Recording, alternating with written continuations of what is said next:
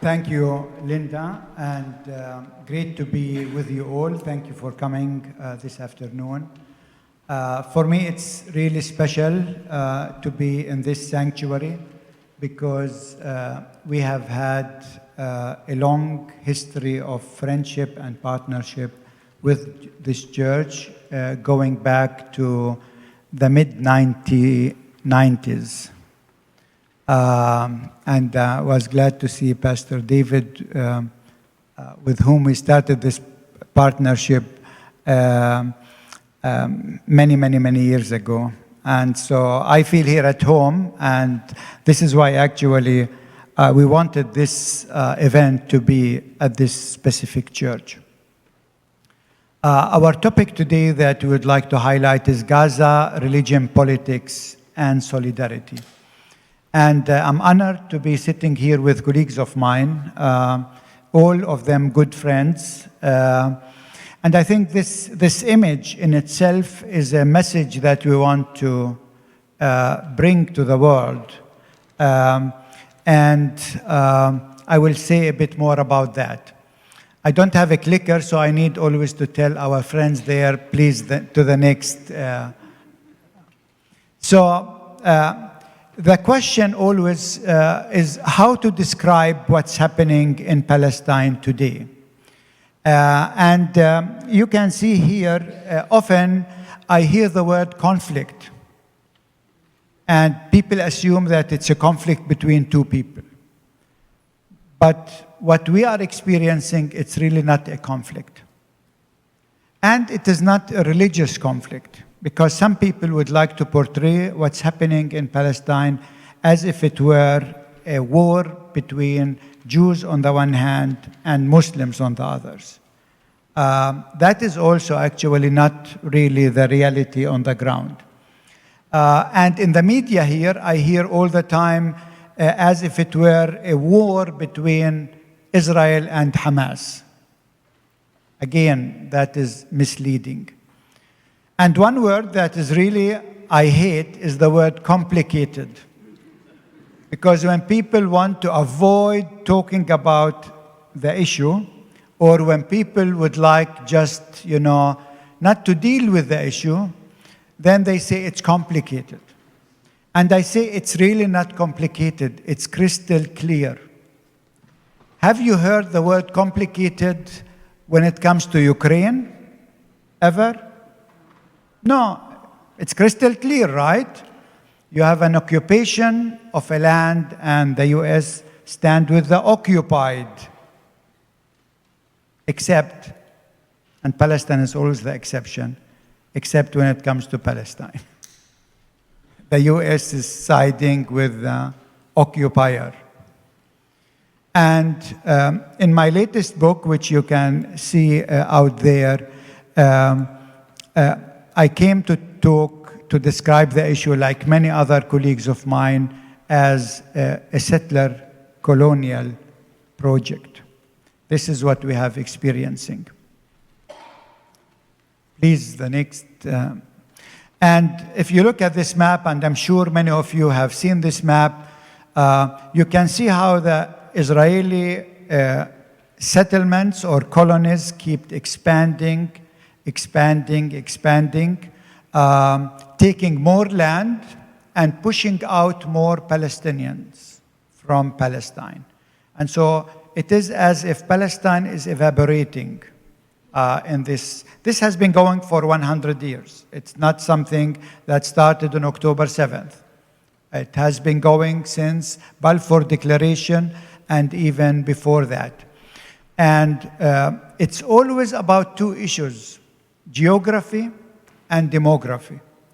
So Israel would like to take all the geography from the river to the sea and to kick out the demography, the Palestinian demography, in all different kinds of ways. And what's happening in Gaza is exactly this. It's all about geography and demography.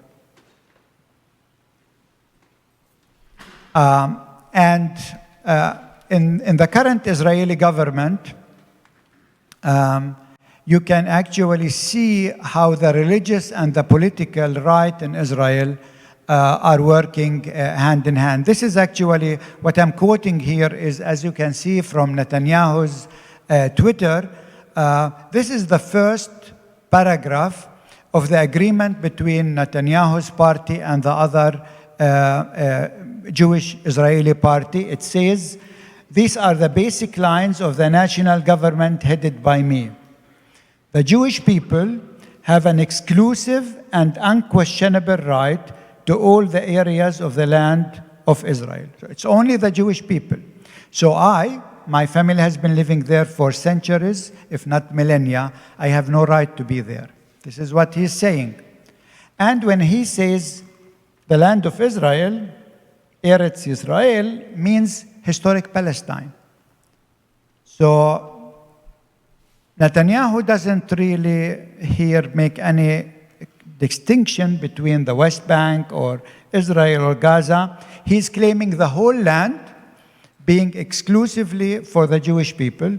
And he continues, "The government will promote and develop settlement in all parts of the land of Israel, in the Galilee, the Negev, the Golan, Judea, and Samaria, Judea," meaning the Bethlehem region. And so we can see actually how Bethlehem, today the city where I live, the little town of Bethlehem, is becoming more and more and more smaller and smaller and smaller, because Israel has taken 86% of the land of Bethlehem for Jewish settlement or colonies. And we come to Gaza, and I'm sure you have seen the figures, but these are the figures from a few days ago. Almost over 35,000 people in Gaza have been murdered in airstrike. Over 77,000 injured. From those murdered, we have almost 15,000 children and 10,000 women. Around 180 women are giving birth every day in Gaza. There are 50,000 pregnant women in Gaza as we speak. And imagine being a pregnant woman in that situation for 7 months, being bombed on daily basis, day and night. There are no universities left in Gaza. There are 11 universities. All of them are totally destroyed. Why would you destroy a university? Why? And it would take 100 trucks, around 14 years, to clear the rubble in Gaza, just to give you an idea. If we think of just rebuilding Gaza, how long that is going to take. So what is the aim of all of this? Actually, is to make life in Gaza unlivable. That people will have no chance whatsoever to survive. If you destroy 80% of the schools, all universities, all hospitals, all infrastructure, water, sewage, electricity, who can survive there? And so pushing the people of Gaza out, that was the original aim of this whole actual assault on Gaza.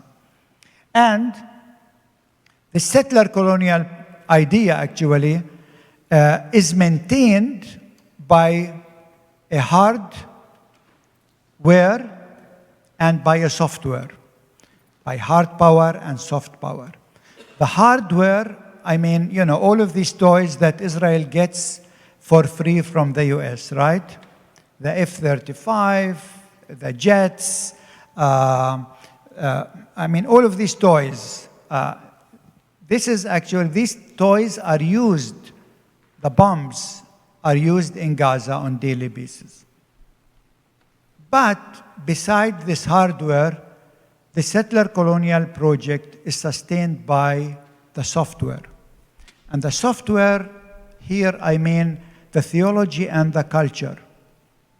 It is this kind of Christian Zionism, not only the evangelical Christian Zionism, but also the liberal Christian Zionism, that actually sustain this settler colonial project in Palestine. And this new government actually, almost on a weekly basis, is attacking churches and church-related organizations. So you can see here how actually the attacks on churches have quadrupled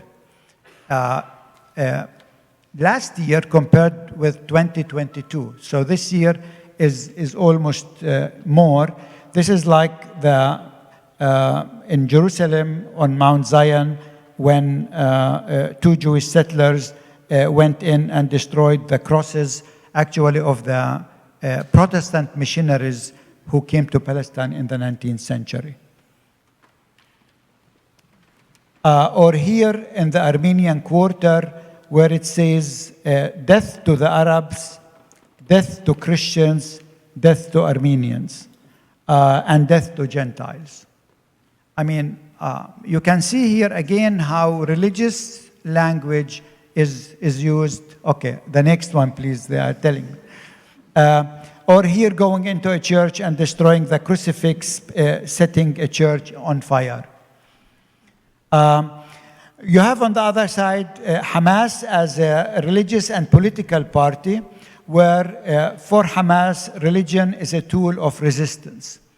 We can see in the next one, please, how actually churches are attacked and mosques in Gaza.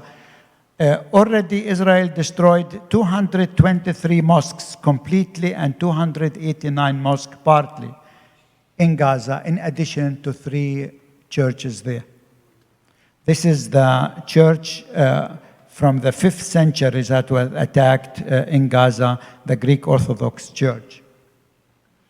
This is the cultural center of the Greek Orthodox Church that was fully destroyed also in an airstrike in Gaza on October 30th. Israel has destroyed every university in the Gaza Strip, including our own university. This is our training center in Gaza before. Here you can see the activities that we have had. You have art exhibition, you have courses, programs for adults, students. We have 120 students there before October 7th. We were reaching out to thousands of kids through art program. All of this was actually totally destroyed. This is our university, was destroyed during Holy Week, just a month ago in Gaza. So this is how it looked like. Our staff were displaced. They are now in Rafah. You hear about Rafah a lot. So they are refugees, displaced people in Rafah, and 8 of them, and they told me we cannot just sit here, do nothing. We need to reach out to the displaced children in Rafah. And so this is what you see. One of our staff said, to the kids, let's go and collect all of this rubble and try to build homes, small homes with the kids, telling them, we have a commitment to rebuild Gaza. So Israel is destroying Gaza. Here, the Palestinian kids are working, thinking, envisioning how to rebuild Gaza. Again, religion as part of the problem, and especially not only lately, but throughout the last 60, 70 years, actually, since the Nakba and before, Israel has been using, and some religious groups in Israel, using actually the book of Joshua as the blueprint for settler colonialism. So you can see here on the right picture, Ben Gurion, the founder of the State of Israel, having a Bible study at his home, 1958, on the book of Joshua, and he was thinking that he himself is Joshua. He is here coming into Palestine to take over the land and to get rid of the Canaanite. And the current minister in Israel says, what Ben Gurion did not finish, we will finish now. And this is what we see also, what Netanyahu actually, and you can see how the Bible is being weaponized with genocidal intent. In the press conference on October 27th, Netanyahu referred to the Bible to declaring the invasion of the Israeli troops into Gaza. He said, this is quote from Netanyahu, "You must remember what Amalek has done to you," says our Bible. And if we go to that verse that Netanyahu is talking about, is 1 Samuel 15:3, where God is saying, "Now go and smite Amalek and utterly destroy all that they have, and spare them not, but slay both man and woman, infant and suckling, ox and sheep, camel and ass." And this is exactly what's happening in Gaza. Now, again, you can see how the Bible is being weaponized against our people, and not only by Israel, but also by Christian Zionists, like in this country. I need to run a bit. Again, not only these crazy evangelicals that you think they are anxious about Armageddon, but even liberal Christian theologians, so-called post-Holocaust theologians, are actually also weaponizing the Bible against our own people. And the latest brand of Zionism is Islamic Zionism. I will not talk about it. Rami can cover that later. Next, please. So, if you go to Gaza today, at the beginning, the people were asking, "God, where are you?" And I spoke about that, wrote about that in one of my books. But actually today, in this genocide, people are not asking anymore, "God, where are you?" But, "God, where are your people? Where are the people of faith that allow actually this genocide to happen, to take place without actually challenging it? And, God, where is humanity?" This is the question that our people today in Gaza are asking. I have two more and then I'm done. So where are the people? I know many churches are actually supportive of Palestine, but too little. We see lots of solidarity on the street, and we see solidarity across religious affiliation. Here to the left, we have pastors for a free Palestine. We have Jewish Voices for Peace. And nobody talk about this kind of solidarity. Even now, what's happening at the universities, these people who are demonstrating for Palestine are not Palestinians necessarily. Few Palestinians, many Jewish people, many African American people. Nobody talk about this solidarity because they want just to demonize us. And for me, and this is the last I would like, hope is what we do. As people of faith, we are people of hope that analyze the situation, but we take action. We need to stand with those people who are oppressed, irrespective if they are Jewish or if they are Christian, if they are Muslims, because justice is actually for us what we look for. And so I think it is really high time for us to dismantle the settler colonial project. And it's very important to develop tools for liberation, because I showed you how scriptures can be weaponized for injustice, but scriptures has also the potential to offer solution, to offer solidarity. And I think today my hope is that through this panel, where you see people of different faith, of different religions, etc., they are sitting together, standing together for justice out of our faith convictions.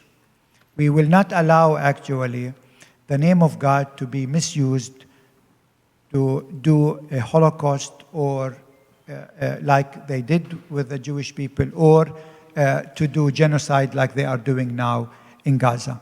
So with this image of solidarity across religions, solidarity for justice, not this interfaith dialogue where we exclude the main issue.